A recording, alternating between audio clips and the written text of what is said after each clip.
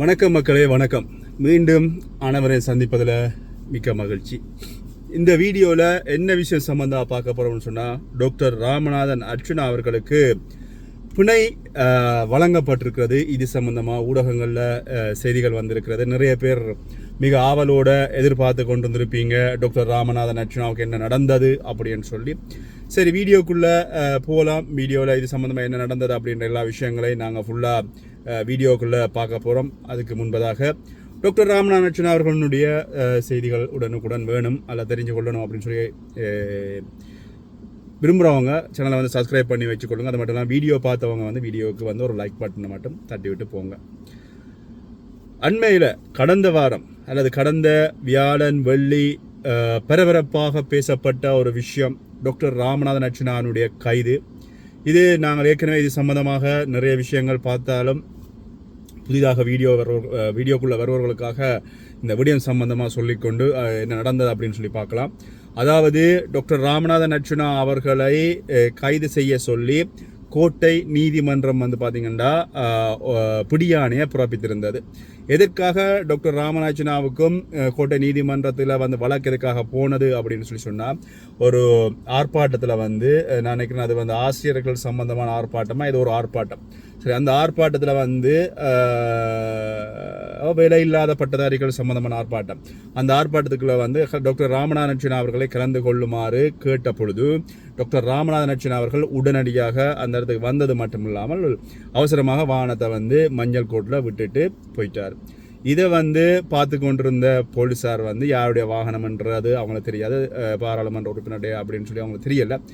அந்த இடத்துல வந்து வாகனத்தை வந்து இதில் நிப்பாட்டி இல்லாத வாகனத்தை எடுங்க அப்படின்னு சொல்லி சொன்ன இடத்துல வந்து டாக்டர் ராமநாதன் அவர்களுக்கும் போலீஸாருக்கும் இடையில், போக்குவரத்து போலீஸாருக்கும் இடையில் ஒரு கருத்து முரண்பாடு ஏற்பட்டது. ஆனால் அந்த இடத்துல அந்த போலீஸார் வந்து அதை கருத்து முரண்பாடாகவே பார்த்து விட்டு சென்றிருந்தாங்க. ஆனால் இதை வந்து பார்த்தீங்கன்னு சொன்னால் ஒரு ஊடகம் ஒன்று இதனை ஊதி பெருப்பிச்சு எப்படியாவது டாக்டர் ராமநாதன் அர்ச்சுனாவுக்கு வந்து வழக்கு போடணும் அப்படின்னு சொல்லி வழக்கு போட்டு அதுக்கப்புறமாக டாக்டர் ராமநாதன் மீது வழக்கு போடப்பட்டது. அந்த நேரமும் டாக்டர் ராமநாதன் அவர்கள் பாராளுமன்ற அமர்வுகளில் இருந்தார். பாராளுமன்ற அமர்வுகளில் இருந்ததுக்கு அப்புறமாக மீண்டும் போயிட்டு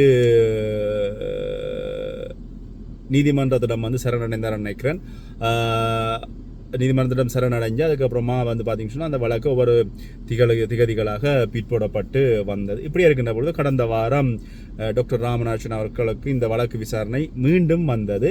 இந்த நேரமும் டாக்டர் ராமநாதன் அர்ச்சுனா அவர்கள் எங்கே என்று சொல்லி சொன்னால் பாராளுமன்றத்தில் வந்து அவர் வந்து அங்கே வந்து பார்த்தீங்கன்னு சொன்னால் அங்கே பாராளுமன்ற அமர்வில் இருந்ததுனால இவருக்கு வந்து உடனடியாக பிடியாணை பிறப்பிக்கப்பட்டது. இந்த பிடியாணை பிறப்பிக்கப்பட்ட பொழுது இங்கே பாராளுமன்றத்தில் ஆளுந்தரப்புக்கும் எதிர்த்தரப்புக்கும் இடையில் பல்வேறுபட்ட கருத்து முரண்பாடான விஷயங்கள் வந்தது. ஒரு பாராளுமன்ற உறுப்பினர், ஒரு மக்களினுடைய பிரதிநிதி, அவரை கைது செய்ய முடியாது, அவர் வந்து நீதிமன்றமா பாராளுமன்றமா அப்படின்னு சொல்லி பார்க்கின்ற பொழுதும் பாராளுமன்றத்தில் தான் டாக்டர் ராமநாதன் அர்ச்சுனா இருக்கணும், பாராளுமன்றத்தில் இருப்பதற்கான அதிகாரம் தான் டாக்டர் ராமநாதன் அர்ச்சுனாவுக்கு இருக்கிறது அப்படின்னு சொல்லி பல அரசியல் கட்சிகளினுடைய பாராளுமன்ற உறுப்பினர்கள் எல்லாருமே வந்து கதைச்சிருந்தாங்க. அந்த வகையில் எதிர்கட்சி தலைவர் அவங்களும் வந்து பார்த்தீங்கன்னு சொன்னால் டாக்டர் ராமநாதன் அவர்களுக்காக பல விஷயங்களை வந்து பாராளுமன்றத்தில் முன்வச்சதுக்கு அப்புறமாக பாராளுமன்றத்தின் பிரதி சபாநாயகர் ஒரு முடிவுக்கு வந்திருந்தார். சரி, இது சம்மந்தமாக நான் நீதிமன்றத்துக்கு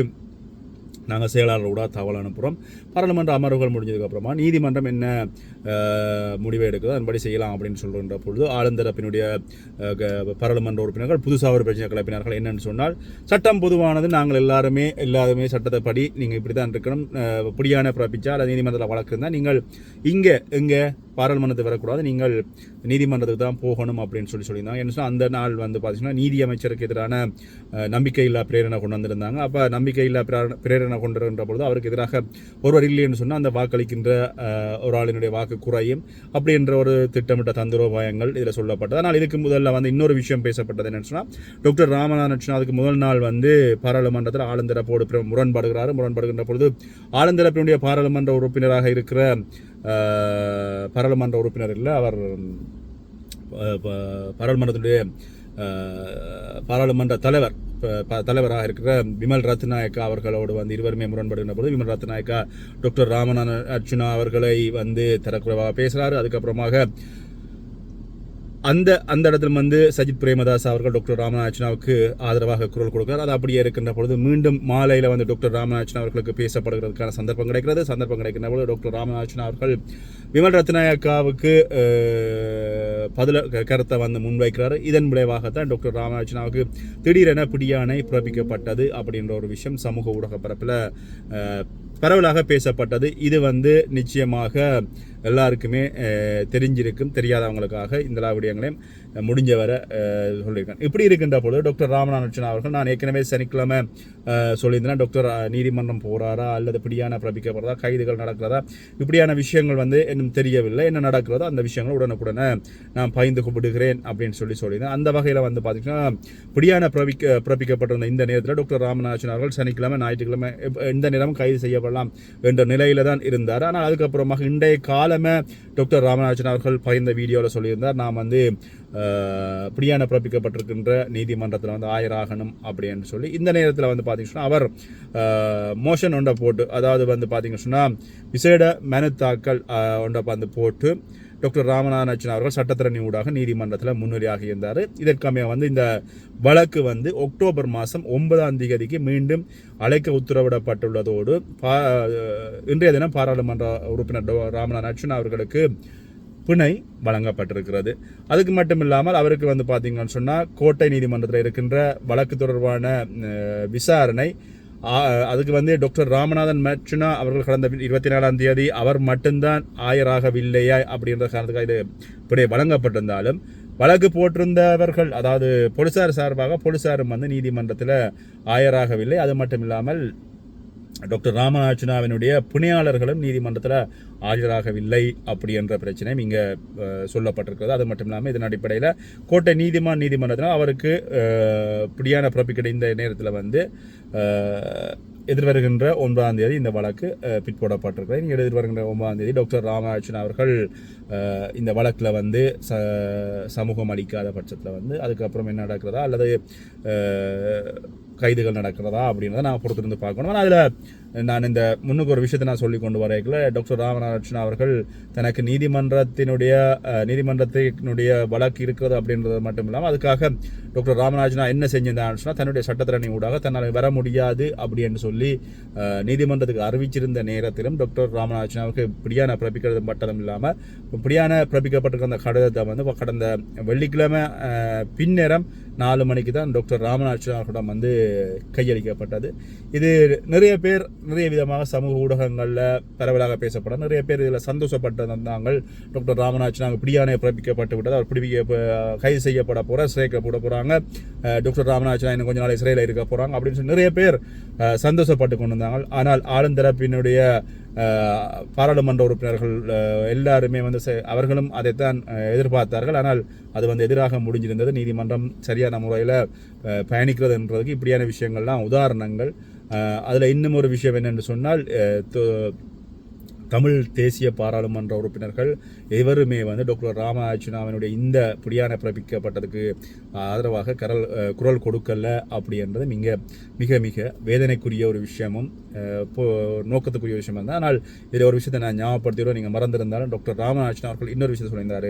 இவர்கள் ஆதரவு தராது வந்து எனக்கு ஒரு வழியில் நல்லம் ஏன்னு சொன்னால் இவர்கள் ஆதரவை தந்து விட்டு அதுக்கப்புறமா இவர்கள் செய்கின்ற ஏதாவது கள்ள வேலைகளுக்கு தான் வந்து ஆதரவு கொடுக்காத பட்சத்தில் வந்து அதுவும் வந்து பார்த்தீங்கன்னு சொன்னால் பெரிய ஒரு பிரச்சனையாக இருக்கும் அப்படின்றத டாக்டர் ராமநாதன் அவர்கள் சொல்லியிருந்தார். உண்மையில் அது ஏற்றுக்கொள்ளக்கூடிய ஒரு விஷயமா இருந்தது. அது மட்டும் டாக்டர் ராமநாதனுடைய ஆதரவாளர்களுக்கு இது பெரிய ஒரு மகிழ்ச்சியான செய்தியாக இருக்கும் என்னென்னு சொன்னால் டாக்டர் ராமநாதன் அவர்களுக்கு இப்போ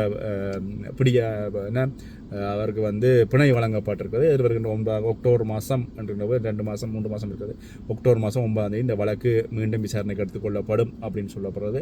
சின்ன சின்ன விஷயங்கள் எல்லாத்துக்குமே வந்து டாக்டர் ராமநாதன் அவருக்கு மட்டும்தான் இந்த வழக்குகள் போடப்படுகிறது. லைசன்ஸ் இல்லாமல் பாராளுமன்ற உறுப்பினர்கள் ஓடினாலும் அல்ல ஆளுந்தரப்பினுடைய பாராளுமன்ற உறுப்பினர்கள், ஆளுந்தரப்புக்கு சார்பாக இருக்கிற பாராளுமன்ற உறுப்பினர்கள், அல்லது ஆளுந்தர தரப்புக்கு வந்து சார்பாக குரல் கொடுக்குற பாராளுமன்ற உறுப்பினர்கள் இருக்கின்ற அவர்களுக்கு எல்லாமே வந்து பார்த்தீங்கன்னு சொன்னால் போலீசார் சல்யூட் அடிக்கலாம் அல்லது வந்து அவர்களை வந்து ஒரு வழக்கு போடாமல் விடலாம். ஆனால் டாக்டர் ராமநாதன் அவர்கள் இப்படியான எதிர்கருத்துக்களை முன்வைக்கின்ற பொழுது உடனடியாக அவருக்கு எதிராக வழக்கு தாக்கல்கள் போடுறது அப்படின்றது மிக மிக வேதனையான பகிர்வாகத்தான் இருக்கிறது. மீண்டும் இன்னொரு வீடியோ சந்திக்கிறேன். அது மட்டும் இல்லாமல் இந்த விஷயம் பிடிச்சிருந்தா லைக் பண்ணுங்கள். நன்றி.